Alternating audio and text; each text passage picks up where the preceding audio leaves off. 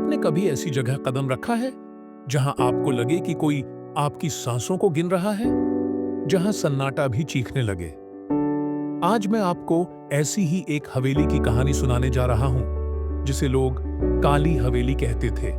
कहते हैं वहां जो भी रात गुजारता सुबह जिंदा बाहर नहीं आता। राजीव एक 26 साल का लड़का शौक से फोटोग्राफी करता था। उसका सपना था कि वह डरावनी और रहस्यमयी जगहों की असली तस्वीरें खींचकर डॉक्यूमेंट्री बनाए। उसने सुना कि उत्तर प्रदेश के एक गांव में बरसों से वीरान पड़ी एक हवेली है, काली हवेली। गांव वाले कहते थे कि वहां रात में औरत की चीखें गूंजती हैं, खिड़कियों से कोई सफेद साया झांकता है और कभी-कभी दरवाजा खुद ब खुद खुलता बंद होता है। गांव के चौपाल पर बुजुर्ग बोले, बेटा, अगर जिंदगी प्यारी है तो उस हवेली में मत जाना। वहां एक अधूरी आत्मा है जो अब तक चैन से नहीं सोई। लेकिन राजीव की जिज्ञासा डर से कहीं बड़ी थी। उसने तय किया, मुझे सच जानना ही है। शाम ढलते ही वह कैमरा और टॉर्च लेकर हवेली पहुंचा।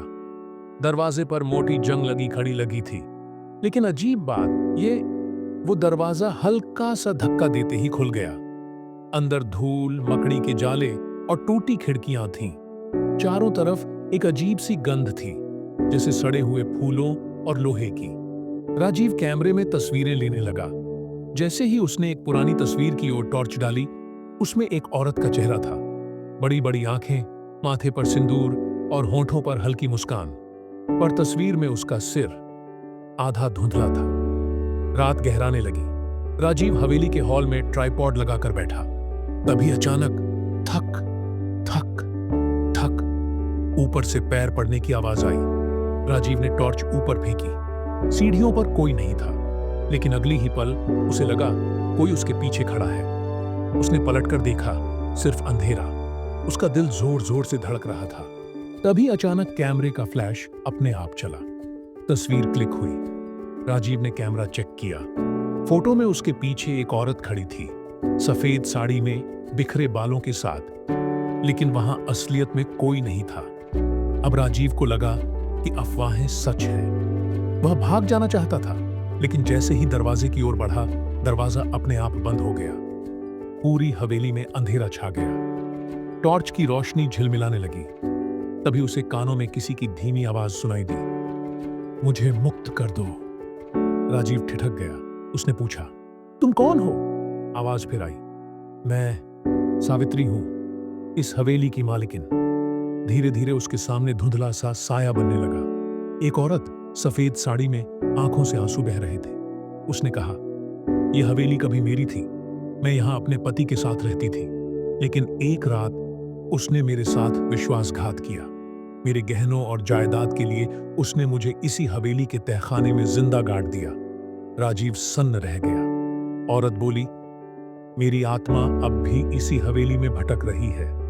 हर रात मैं अपनी चीख सुनाती हूं, लेकिन कोई मुझे मुक्ति नहीं देता।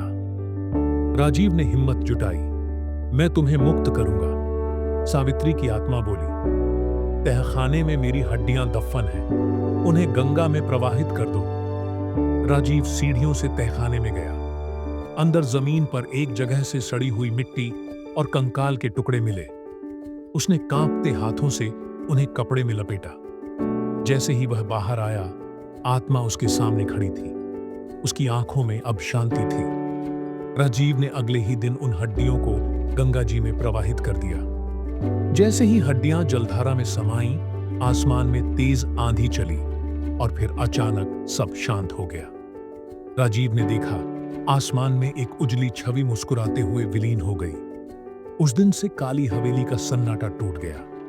गांव वालों ने देखा कि हवेली में अब कोई चीख नहीं सुनाई देती। लेकिन जब भी कोई नया शख्स उस हवेली की तस्वीर खींचता है, तो कैमरे में हल्का सा सफेद धुंधला चेहरा अब भी आ जाता है। जैसे सावित्री आजाद तो हो गई, लेकिन अपनी हवेली को छोड़कर कभी पूरी तरह गई नहीं।